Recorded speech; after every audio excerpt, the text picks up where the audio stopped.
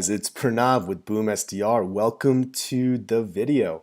Thank you guys for joining me today. And in today's video, we're going to be talking about how to find the email address for your prospects at any organization that you're looking to sell to or sell into. So I'm going to walk through a few different sites. There's no way to do this with 100% accuracy. Email addresses are always something that unless you know their actual email address, it's pretty much impossible to see whether or not the email you're sending is actually being received in someone's inbox and getting in front of the prospect. While there are tools to see whether it got opened, clicked on, if any links got clicked on, we're not going to discuss all that. That's going to be outside the scope of what today's video is going to entail.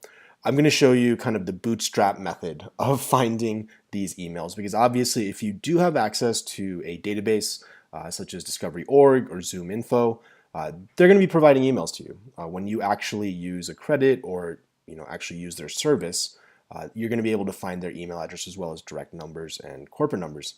However, those are not inexpensive options. You essentially need to be fully investing in your team or in your outbound sales methodology to actually invest in those tools.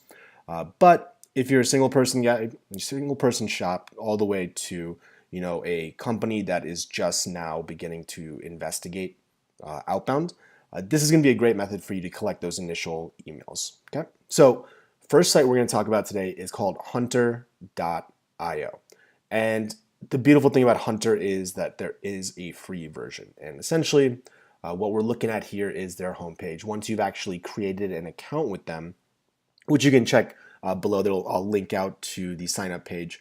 But once you've actually created an account, you're able to run a certain number of free searches every month, which is great because if you're doing it consistently at the beginning of the month or the beginning of the week, ultimately you're going to be able to maximize that free subscription until you've actually developed out enough leads to, or if you need to increase the frequency at which you're exporting these leads or finding emails, then you can go ahead and sign up for their actual paid version. The beautiful thing about their subscription model is that it's not that expensive. So highly recommend you try out the free version first before you actually move into any of these paid subscriptions.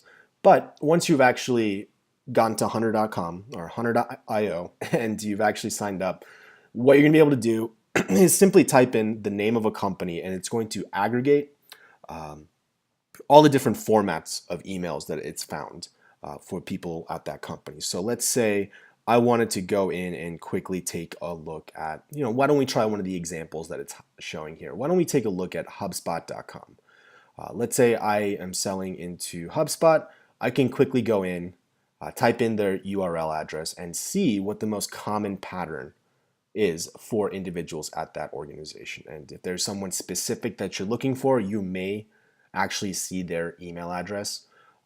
But ultimately, the beautiful part is most companies, most organizations are going to use that same pattern for all their emails. So you can kind of take a shot in the dark, actually a pretty educated guess at what that email is going to look like if you have the names of the individuals you're trying to contact.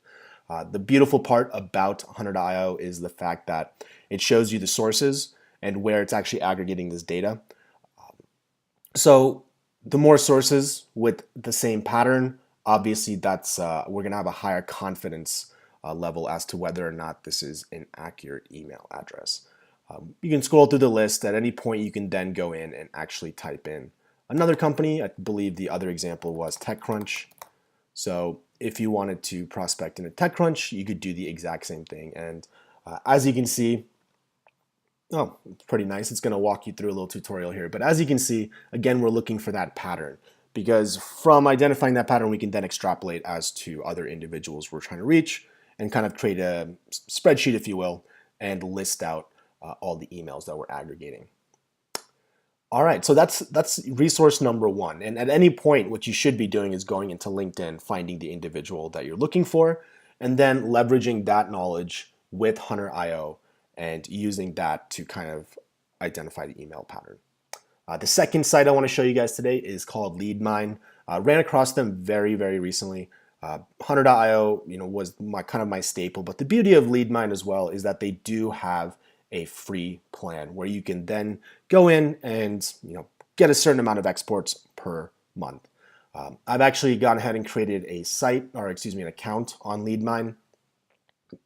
One thing I want to mention about both these sites actually, or both these businesses, is that they also do have Chrome extensions. So if you're on the website, so for example, if I was actually on leadmine.net and I wanted to prospect into LeadMine, the Hunter Chrome extension is actually pulling up that address, and I'm actually not on.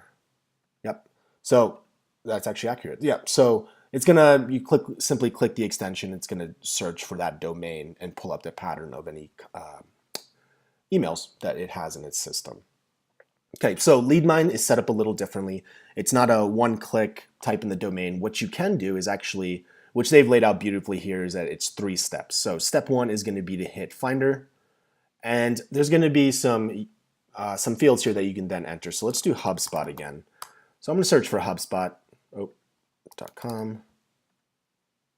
I should be putting it in here.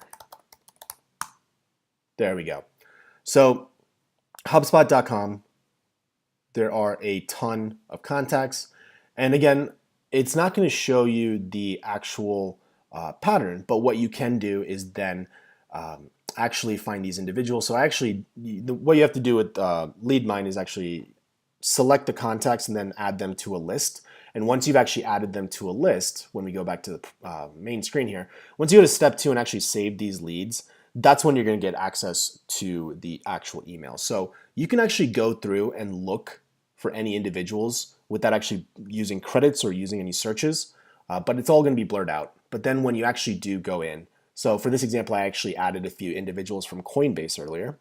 And what you can now see is that there are the actual email addresses available. And simply based on taking a quick look at this, it looks like it's first name at coinbase.com. So at this point, you can easily extrapolate again and kind of determine if there's someone outside of these databases that you're trying to get in touch with and their email's not within either of them. You can also then make a pretty educated guess as to what that's going to look like.